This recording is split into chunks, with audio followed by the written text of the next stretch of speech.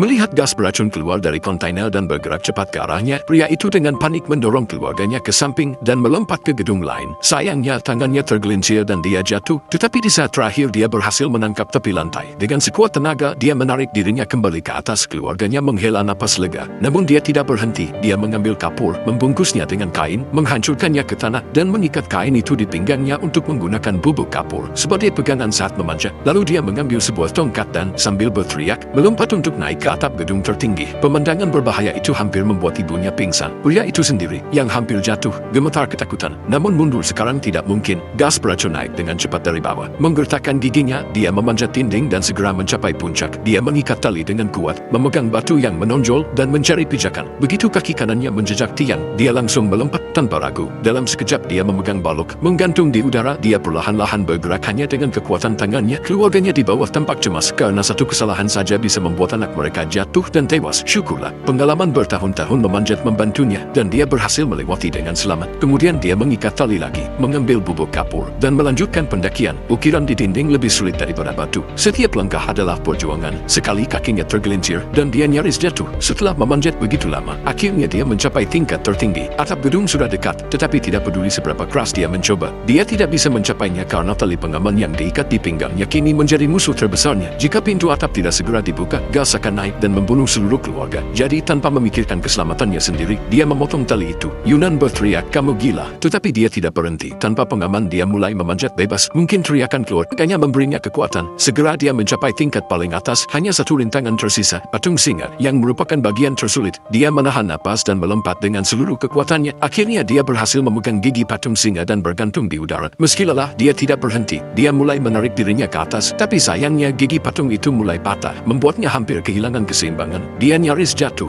Dia memegang hidung singa. Hidungnya cukup kuat, tetapi sulit untuk dijadikan pegangan. Dia berhenti sebentar, lalu menekuk kakinya untuk melompat ke atas seperti katak. Setelah memanjat sejauh itu, dia kehabisan napas, tetapi menyelamatkan keluarganya jauh lebih penting. Dia berlari dan membuka pintu atap yang terkunci, memungkinkan semua orang naik. Yunan, yang memiliki banyak pengetahuan tentang survival di alam bebas, menyuruh semua orang mengeluarkan ponsel dan mengirim sinyal SOS. Tak lama kemudian, perhatian helikopter penyelamat tertuju pada mereka. Sebuah kandang besi diturunkan dan keluarga itu bergegas masuk. Namun saat giliran dia dan Yunan, diberitahukan bahwa kandang sudah kelebihan muatan dan tidak bisa menampung siapapun lagi. Pria itu memohon agar istrinya, Yun, diambil terlebih dahulu, tetapi itu tidak mungkin.